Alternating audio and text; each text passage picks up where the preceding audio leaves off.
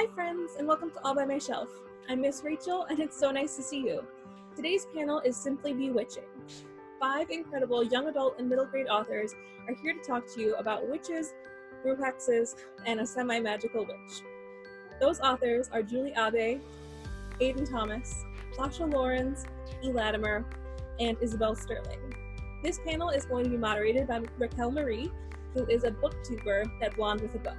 If you're a Glenside patron, make sure you click the link in the description marked Glenside, which will take you to a document telling you all of the available e-copies you can check out right now.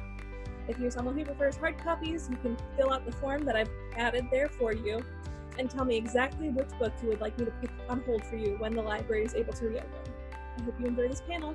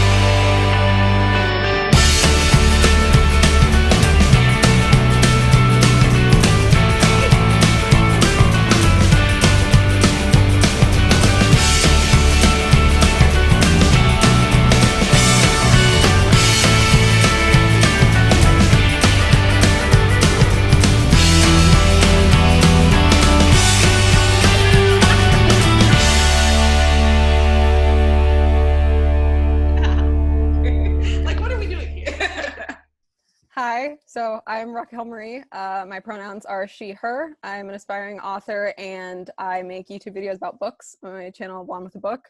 So I'm very excited to talk with you all today about simply bewitching and all the magical related literary things. So if you guys want to go around and just introduce yourselves, introduce your book that relates to the theme of the panel, and for fun, if you want to include a favorite fictional witch or bruja or any type of magical character, that would be great too. I'm Isabel Sterling, she, her pronouns. I am the author of These Witches Don't Burn and This Coven Won't Break.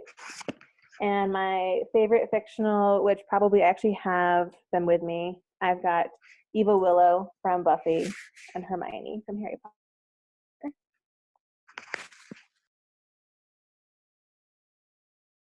I don't mind next. So I'm Latimer. I write fiction, dark fiction about witches. Witches, Ash and Ruin just came out on March 3rd. It's about basically gay witches and angry Irish gods, essentially how I describe it.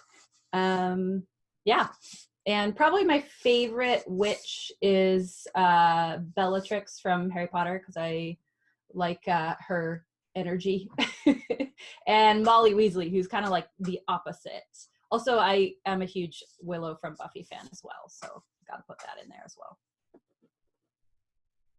My name's Aiden Thomas. My pronouns are he, him. I am the author of Cemetery Boys, which I don't even have an arc of in my apartment right now. But it is a young adult paranormal rom-com fantasy that stars Yadriel, who is a transgender boy, and he can summon spirits from the dead, and he accidentally summons the wrong spirit and then gets a crush on him, and things happen. Oh, and my favorite magical person is definitely Howl from Howl's Moving Castle. I just reread the book by Diana Wynne Jones just last week, and I'm really into an overdramatic wizard who is 100% extra at all times. So I adore him. He is my favorite. I love Howl. I'll introduce myself. Hi, I'm Julie Abbott. My pronouns are she, her. I'm the author of the upcoming middle grade fantasy, Evergreen, Semi-Magical Witch. It's a story of a girl with a pinch of magic who has to pass her witch's test or she'll lose her powers, she'll lose her magic forever. And then one of my favorite fictional characters is probably Morgan Crow from Nevermore. It's a middle grade fantasy as well. One of the reasons I love Morgan is because she lives in the most magical and entrancing world ever. I really want to go in a world and explore it. I'm Sasha Laurens. I'm the author of A Wicked Magic, which is out this July. It's about two ex-best friends, Dan and Liz, who sort of get turned into witches and then get one of their boyfriends abducted by a demon that they summon, and then they have to sort of, save him. My pronouns are she, her, and a witch that I like. I really like Carew, who's from Daughter and Smoke of Bone by Laini Taylor. She's not really a conventional witch, but powerful magical lady, let's say. All right, awesome. I like the eclectic amount of characters. So I'm curious what exactly drew all of you to writing books that dealt with magic, witchcraft. If it was specific like media, like any of the media that those characters were from, or if they were a part of your cultural upbringing, just kind of what drew you to this sort of theme.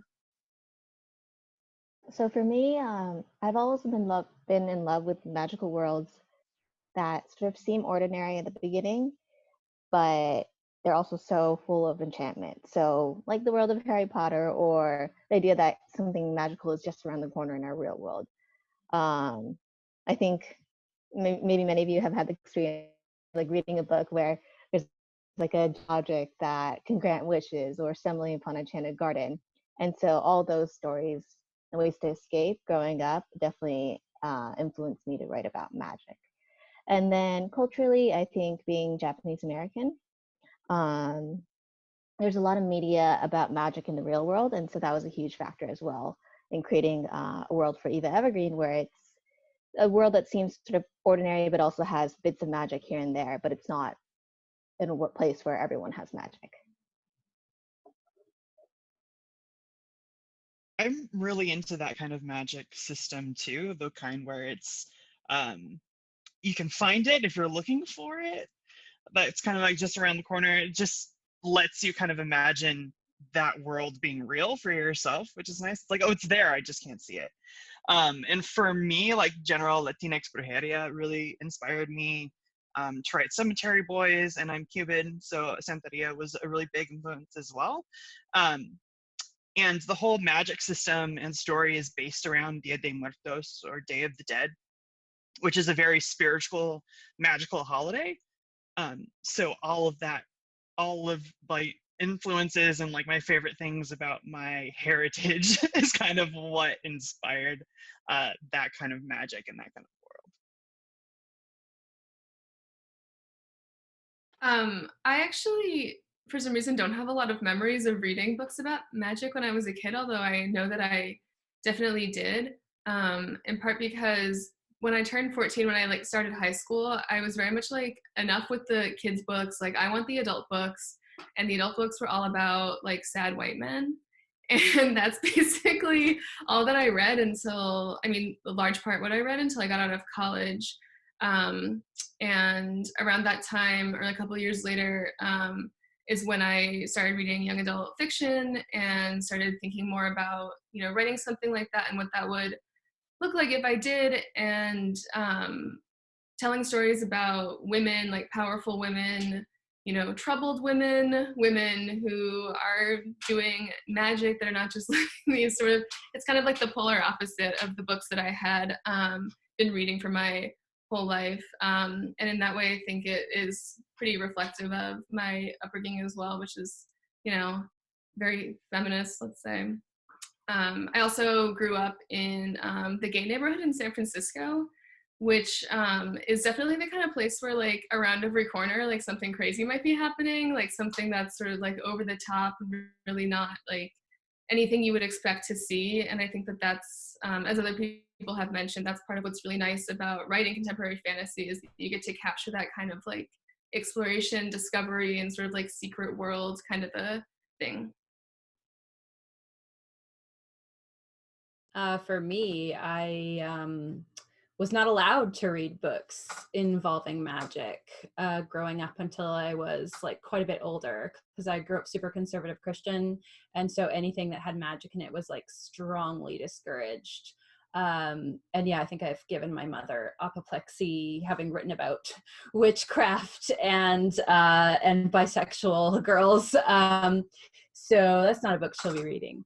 But I think that it became something that was really attractive to me because it was kind of forbidden. And so I legitimately read like the first Harry Potter book under the covers of my bed with a flashlight because it was not allowed. And I would just have big boxes of like Stephen King and all the high fantasy books I wanted to read like smuggled under my bed, and my friends kept them at their houses and that type of thing, like it was drugs, but it was fantasy novels. um so yeah, I think that's what initially attracted me to it, and then just being able to live, you know, vicariously through other characters in other worlds. I don't really remember a time when I wasn't interested in magic and witchy stuff. I remember being really little. I grew up like in the middle of nowhere. Like my house was surrounded on three sides by cornfields. And I just remember going out and like gathering leaves and trying to like make potions when I was like 5. So that's like always just been woven into who I am as a person, I think. And then I just got even more intense when I was the summer before 6th grade. Kind of an extended family member had a hand fasting, which is a Wiccan type of a wedding. And then I was just like, I need to know all of the things. And so I just went from there. But then in terms of just like fiction stuff, I was super into Charmed and Buffy. There was a series that came out when I was in middle school called the Sweep series by Kate Tiernan, I think is who wrote that. That was huge for me. And also, I mean, Harry Potter, I kind of aged right along with the kids in Harry Potter. So that was also huge. I just want to say cute cat. Thank you. Some of you guys kind of touched on this in your answers, and I know we were talking about it a little bit before we started, but I feel like there's been a sort of resurgence of a lot of witchy and magically affiliated books in children's literature, especially in YA and middle grade. So I'm curious what you guys think draws readers to that, or why you think there seems to be this resurgence of it, because I heavily support it. I'm very excited about all the books that have been coming out that deal with this sort of stuff. I think there's something. Oh. Go ahead.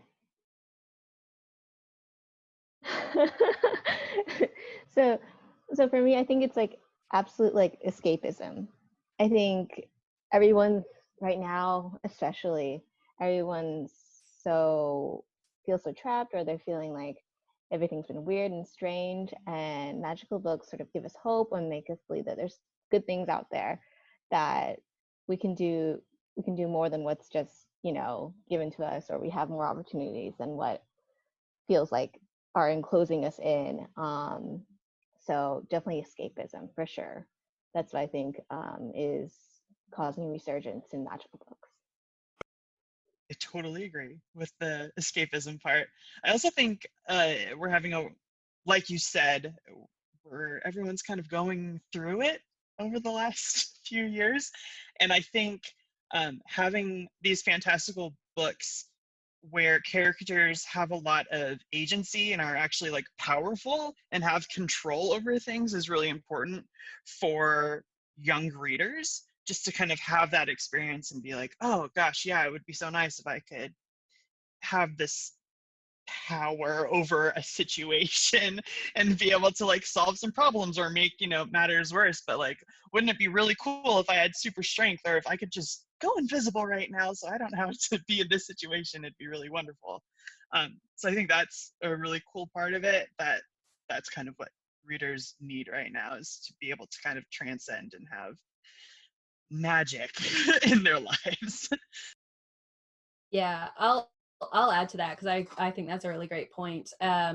To have the escape, but also to feel like you have power over something, like almost probably starting in 2016. I know a lot of us felt really frustrated and helpless, and having a book where that person can, you know, a teen girl overthrowing the tyrannical government is like, let's get back to this stuff, that it's like almost a relief to read that. And also I think because for the most part, of course, you have morally gray characters, but I think that good and evil is often quite clear cut in these books, and you know that hopefully you're going to have a good ending, that the evil will pay for what it's done, and that so often is not something that happens in real life. So it's a form of escapism, and it's satisfying. I think like I definitely think that the huge boom in YA fantasy is partially about escapism, but I guess to me, witches and the idea of sort of magical people who live in, I mean, contemporary fantasy, like magical people who live in a world like ours, it doesn't have the same kind of like, let me just like go transport myself somewhere totally different and forget about this harsh realities that we're going through. I feel like with witches, they exist in a world that's very much like the world that we're all used to, but they have this sort of like they experience that world differently, and part of that different experience, it comes with a community, like this sort of secret community of other people who are like you, that you get to discover that you're a part of. And at the same time as you're doing that, you being like the witch character, the same time you're doing that, you're also discovering that maybe you have this power you didn't know you had. And I think that setup lets us talk about a lot of things that are really important to young adult literature, like who am I? Who do I want to be? Who are the people that I see myself relating with? Like, what is the world that I want to choose for myself, the community that I want to choose for myself?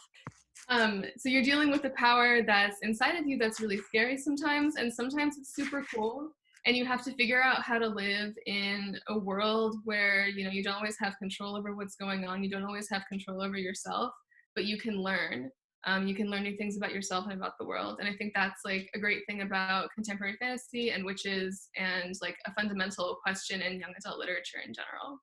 Sorry about that. I think there's also something interesting about, there's kind of two ways in which you can, I'm sure there's many ways, but if you look at two different kind of ways you can approach magic, especially in YA, there's the magic that's new and you don't understand. And I think that's so parallel to a lot of teenagers as they're growing and they're going through puberty, and all of a sudden what they think they know about how they kind of work in the world is different. So I think magic can really parallel that, especially in the contemporary setting. And then on the flip side, when you've got a magic system that's very sort of intrinsic to the character and it's always been part of them and it's very kind of woven into their identity, you can, you know, at least like for me with writing, you know, queer characters who have magic, it allows you a way to explore sort of like having something that's so important to your identity, but something you may feel like you need to hide, or that it might not be safe to be out to everybody about, while still allowing the characters to be very out and proud when it comes to their queerness. So this is both a lighter and possibly darker question. But like y'all were saying, these witches and magical characters do exist in our world. So in these stories. So I'm curious how your characters would react to social distancing or just the entire situation that's going on. All right, I can go first because I feel like I have a good sense of what would be going on. So in my book, again, These Witches Don't Burn, we got our witchy girls in Salem. Hannah would be stress baking and doing lots of art and drawing and things. Gemma, her best friend, would 100% be leading the charge with new TikTok dances. She'd be all over that. Morgan, the love interest, would be reading all of the queer YA books, so just reading all of the things. And then Veronica, I think, would be getting super into really detailed like makeup tutorials. Giving this a lot of thought. My book, A Wicked Magic, has sort of three main characters, and they all live in a really remote town in Northern California, so they're all probably pretty well prepared for isolation. Liz is just a productivity monster. She's like super type A, already has an anxiety disorder going on, so she's ready. And she has mastered like 15 new hobbies. Dan, unfortunately, already has depression, so the two of them are like just set. So Dan's depressed, and she's probably sitting in her room crying and watching Euphoria. And Alexa is perhaps the best realistically the best prepared mental health wise going into this thing, and she's writing a fantasy novel about a gang of axe wielding lady warriors, so she's working on that.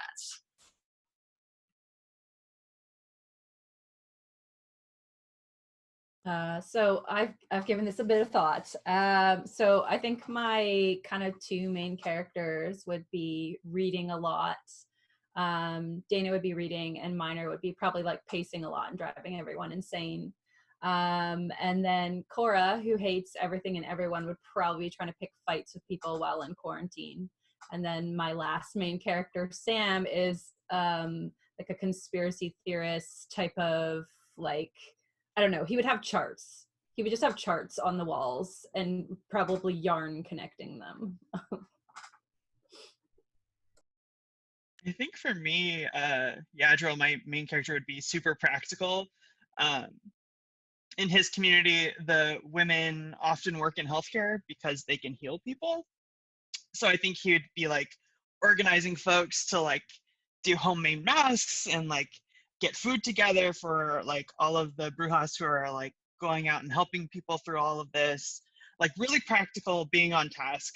And I think Julian would be completely oblivious that it was even happening to begin with. And so I feel like he would show up at Yadriel's all like at his front doorstep, and Yads would be like, "We're supposed to be in shelter in place," and Julian would be like, "There was an earthquake? I don't understand."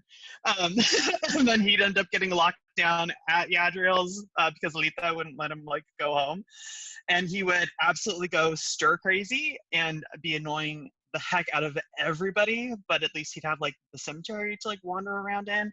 And as soon as Maritza found out that Julian was over at Yadril's place, she'd be like, I'm grabbing my stuff and I'm going there too because I'm not missing out. Like, what is this? So it would be a lot of poor Yadril being really exhausted and overworked by his two people in his life that drive him the most crazy, but who he loves the most. So it would be a mixed bag. Then for my book, I would say that Eva, she's definitely 100% Hufflepuff. So she'd be determined to find a way to fix things. So she tried to make like a potion to like heal COVID or whatever issue is causing social distancing, because she wouldn't want to have people have to spend time apart. And then for Ember, her flame fox, he would probably be just eating everything that he could find and enjoying all the quarantine baking.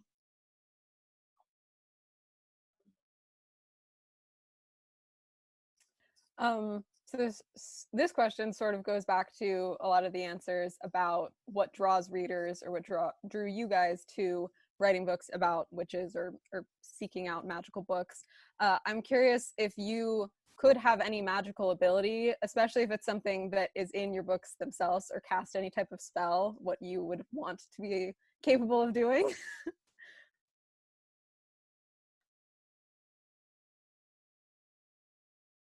Now that we are like stuck at home, I think the spell that I would really appreciate would be something where that would cook me dinner and clean up after me so that I would not have to. Because my whole life I feel like it's just cooking and doing dishes right now, and I do not approve. But if I could have one of the powers from my book, I would love to be an elemental and be able to control the 4 elements. That would be very cool. But also, like, if I could just wave a wand and have my house be clean, that would be amazing.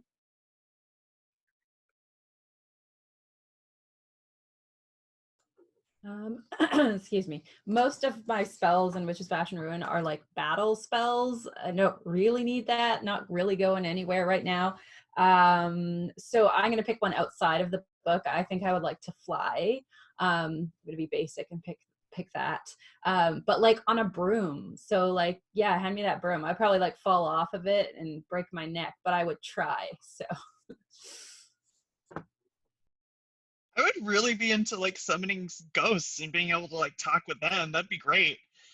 Right now and just in general, I grew up in Oakland, California, and there's this huge cemetery called Mountain View, and I spent a lot of time there with my friends, and so that would have been like really nice. And I've always wanted to have like a ghostly encounter, but it hasn't happened yet.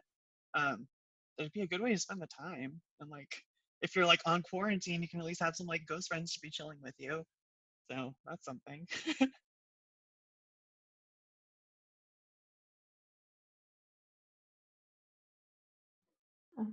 I'll guess I'll go. I guess I would actually, if I could choose, I would probably want the magical creatures for my book because I think it'd be really fun to hang out with them, like um like Ember, Eva's companion. He's like a part dog, part fox, part flame breathing dragon. So he'd be a lot of trouble, but he'd be a lot of fun to have as a friend in the real world. I was trying to answer this question last because I thought maybe I would come up with something. So like all the magic in A Wicked Magic doesn't go super well, as maybe the title suggests. So I would not maybe want to get on board with any of that. I love Isabel's idea of somebody to help me take care of my living space because that is like my least favorite thing. Or maybe something like kind of evil, like being a mind reader or something. But I'm not sure if witches even do that. Or that time turner thing from Harry Potter.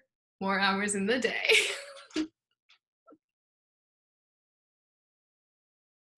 And then the last question I have for all of you is something I'm going to answer myself because I want to I want to plug something.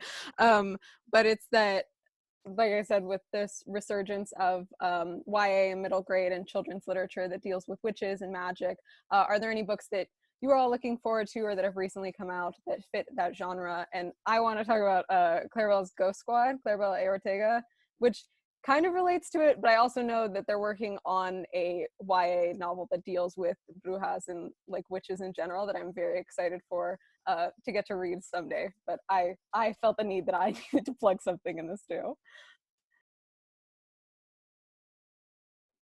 So I actually had two recommendations, or books that I'm looking forward to. One is The Total Eclipse of Nestor Lopez by Adriana Cuevas.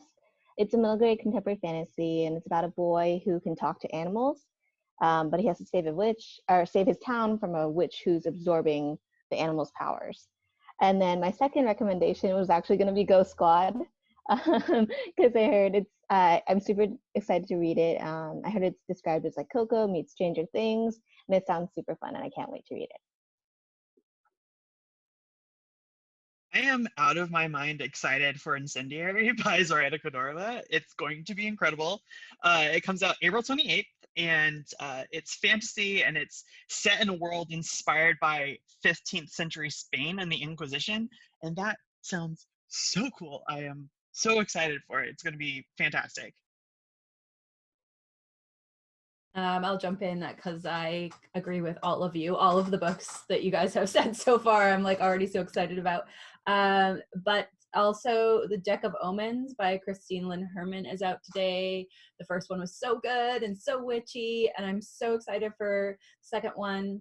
And also When We Were Magic by Sarah Gailey came out on March 3rd, which was the same day that Witch's Fashion Ruin came out. And I was like so excited to get my hands on it, and then everything hit the fan and it just everything got put on the back burner, but it's on my list and I'm buying it next. And also, this is less witchy, but I can't shut up about it. I just finished reading Gideon the Ninth and I've been shoving it in everybody's face. So go read it. So When We Were Magic was actually on my list because I read that a couple weeks ago. It was so good. So you're in for a treat. Definitely recommend that. So that's, it's a group of queer witches who have really, really cool, interesting types of magic. Like some of the most like interesting like varieties of magic in one book. It was really, really good. Also, it does have witches, but it's mostly a vampire book. But The Fellow of Dark by Kayla Broerig is really, really, really good. Super funny. Highly recommend. I think that's out this summer. I don't know. I mean, everything's kind of shifting and changing, so question mark. But super good. So keep an eye out for that one. And then right now, I just started reading an advanced copy of Beyond the Ruby Veil by Mara Fitzgerald, which it's not like witchy, but it's definitely got some magic. I'm only like 90 pages in, but it's like incredible. So I'm very excited to see where that goes. And that's out in the fall. Well, I was also going to say When We Were Magic, but I'm going to take it back now because everyone has mentioned it. So I am actually super excited to read Isabel's series, which I haven't read the first one yet, but I am really in for that because I love a good witch gang.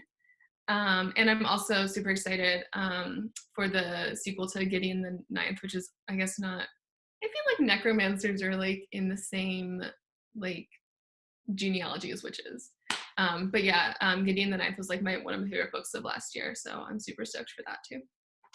So again, I'm Isabel Sterling, author of These Witches Don't Burn and This Coven Won't Break, Queer Witches in Modern Day Salem.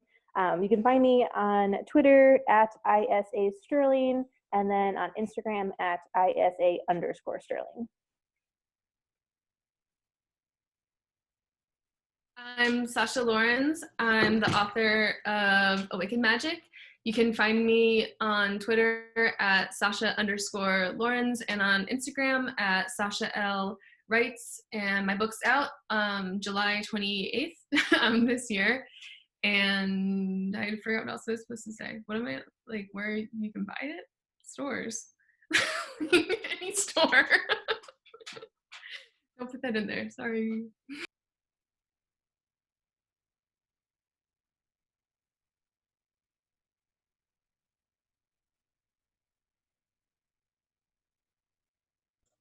I'm E. Latimer. My book is Witches of Ash and Ruin.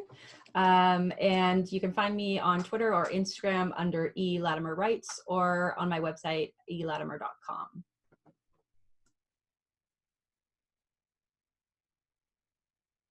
My name's Aiden Thomas. I'm the author of Cemetery Boys, which is about a trans brujo who summons a ghost and then he can't get rid of him. You can find me on Twitter and Instagram at Aiden Schmaden. And my book, Cemetery Boys, comes out September 1st, 2020. I'm Julie Abbott. My book is Eva Evergreen, Semi-Magical Witch. And you can find me on Instagram and Twitter at Julie Abbott Books.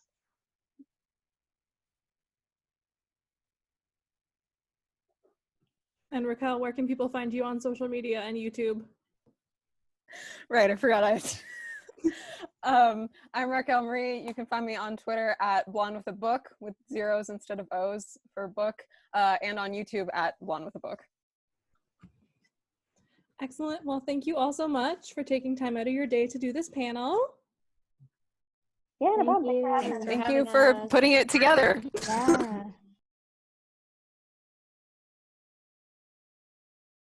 Hey y'all, thanks so much for tuning into this panel. If you're looking for more panels like it, make sure you check out the All by My Shelf playlist on our YouTube page. It'll tell you all of the different panels that you're able to watch.